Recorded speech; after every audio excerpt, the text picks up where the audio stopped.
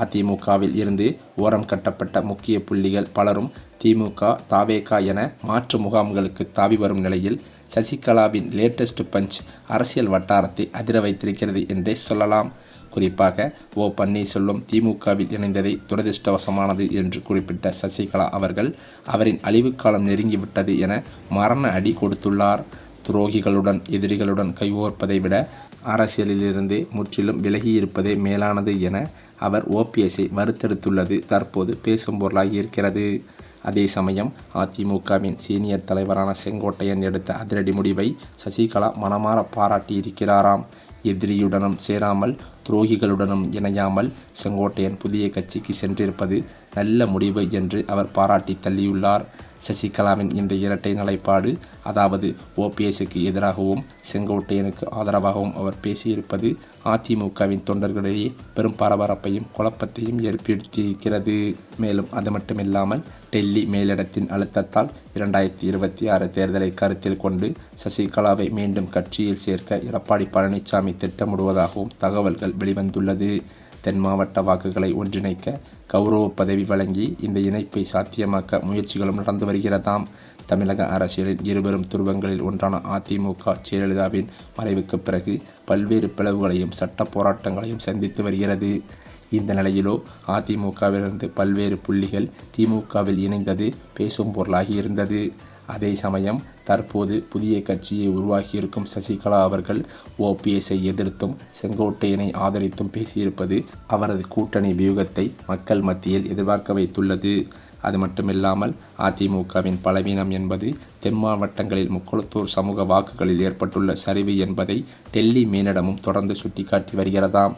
அதே சமயம் தற்போது சசிகலாவின் கூட்டணியானது புதிய கட்சியாக உருவெடுத்திருக்கும் செங்கோட்டையன் இழந்திருக்கும் தமிழக வெற்றிக்களமாகத்தான் இருக்கும் என்று பல்வேறு அரசியல் நோக்கர்களும் விமர்சித்து வருகின்றனர். இந்த சமயம் பார்த்து பாஜகவும் அதிமுக பாஜக இடையிலான கூட்டணி குறித்த முக்கிய நகர்வாக வரவிருக்கும் தேர்தலுக்கான முழு பொறுப்பையும் எடப்பாடி பழனிசாமியிடம் பாஜக ஒப்படைத்து விட்டதாக தகவல்களும் வெளிவந்துள்ளது. தமிழகத்தில் திமுக அரசை வீழ்த்துவதே தங்களது முதல் இலக்கு என்று தெரிவித்துள்ள பாஜக தலைமை அதிமுக பொதுச் செயலாளர் எடப்பாடி பழனிசாமி தலைமையிலேயே தேசிய ஜனநாயக கூட்டணி தேர்தலை சந்திக்கும் என்றும் அறிவித்திருக்கிறது.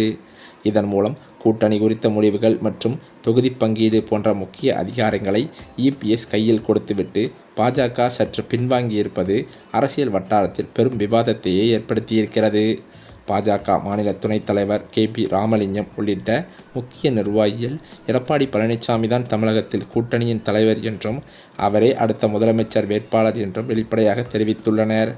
அண்ணாமலைக்கு பின் மாநில தலைவராக பொறுப்பேற்றுள்ள நைனா நாகேந்திரன் அதிமுகவின் உச்சல் பூசல்களை தீர்க்க தயாராக இருப்பதாக கூறி கூட்டணியை பலப்படுத்தும் முயற்சியில் ஈடுபட்டுள்ளார்.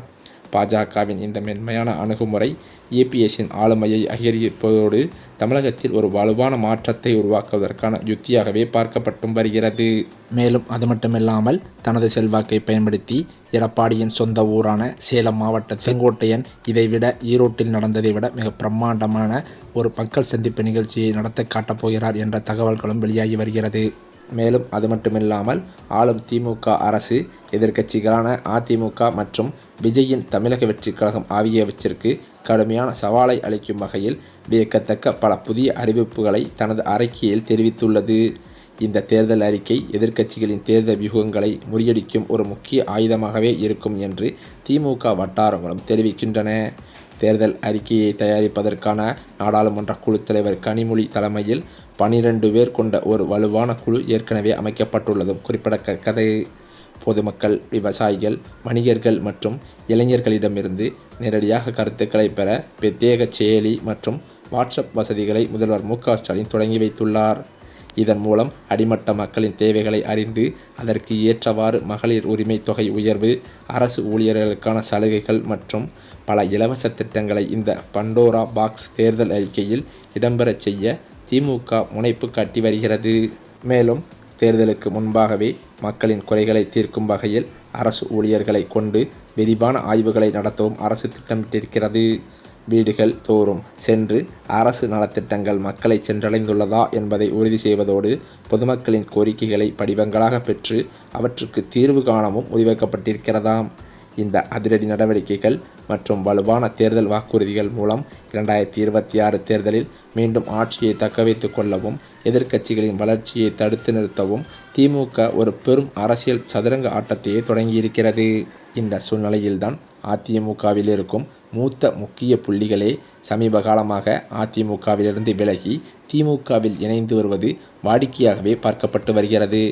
அந்த வகையில்தான் தற்போது அதிமுகவில் கொங்கு மண்டலத்திலிருந்து எடப்பாடி பழனிசாமியின் வலது கை இடது கையாக இருந்து வந்த சில முக்கிய மூத்த அமைச்சர்கள் 2 பேர் கடும் அதிருப்தியில் இருந்து வந்ததாகவே சொல்லப்பட்டது.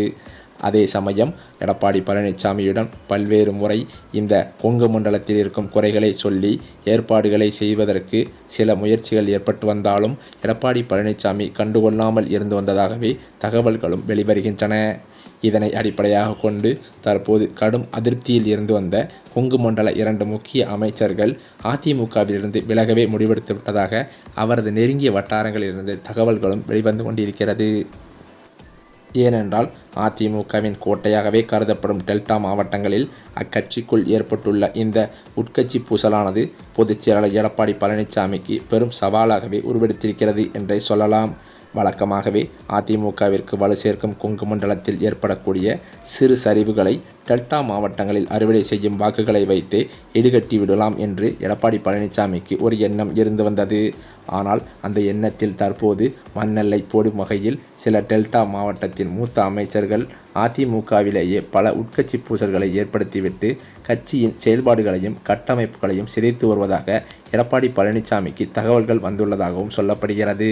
அது என்னவென்றால் பல கூட்டணி கட்சிகளை இணைப்பதுடன் பல்வேறு முக்கிய புள்ளிகளை அதிமுகவிலிருந்து திமுகவிற்கு இழுப்பதுதான் என்பதும் சொல்லப்படுகிறது.